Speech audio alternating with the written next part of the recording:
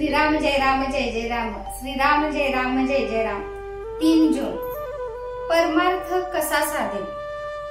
ज्याच्यापासून माया उत्पन्न झाली त्याला शरण जावे, त्याला शरण जाण्याच्या आड काय येते ते पहावे।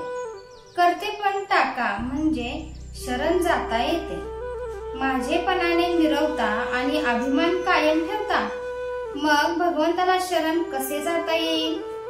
आपण संतांच्या दर्शनाला जातो आणि बायकोचे दुखणे बरे व्हावे असे म्हणतो, मग ते दर्शन खरे झाले म्हणायचे का? पोरा बाळांकरता बायको करता संतांकडे नाही जाऊ। संतांनी नामस्मरण करायला सांगितले, परंतु मुलगा वाचत नाही असे पाहिले की आपली रामावरची नामस्मरणावरची श्रद्धा उडते, म्हणजे मी विषयाकरता नाम घेतो असेच झाले। विषय सुटावेत असे वाटते, पण ते सुटतच नाहीत। याचे कारण आमची अशी बलवत्तर इच्छाच नसते।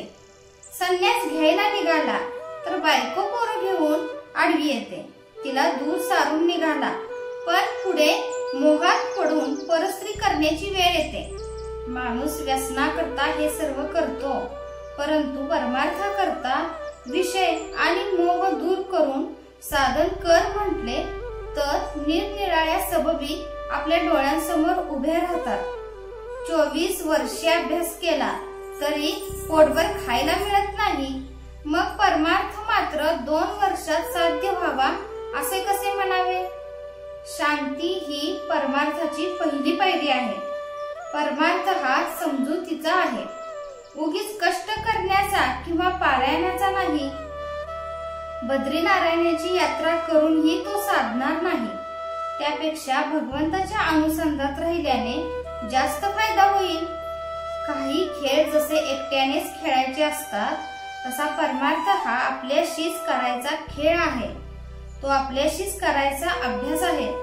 खेळात काही बाह्य साधन तरी लागते, पण या अभ्यासात त्याचीही जरुरी नसते।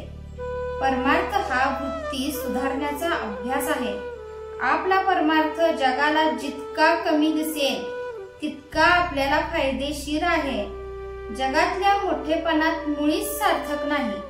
खरा मोठेपणा नसताना उगीच मोठेपणा वाटणे हा तर फार मोठा घात आहे।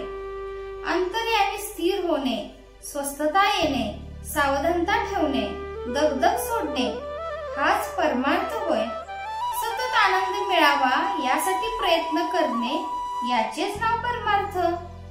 जग काय म्हणेल म्हणून वागणे याचे नाव व्यवहार, आणि भगवंत काय म्हणेल म्हणून वागणे हाच परमार्थ। जय जय रघुवीर समर्थ। आजचे बोधवाक्य: कर्तव्यात भगवंताचे स्मरण हेच परमार्थाचे सार।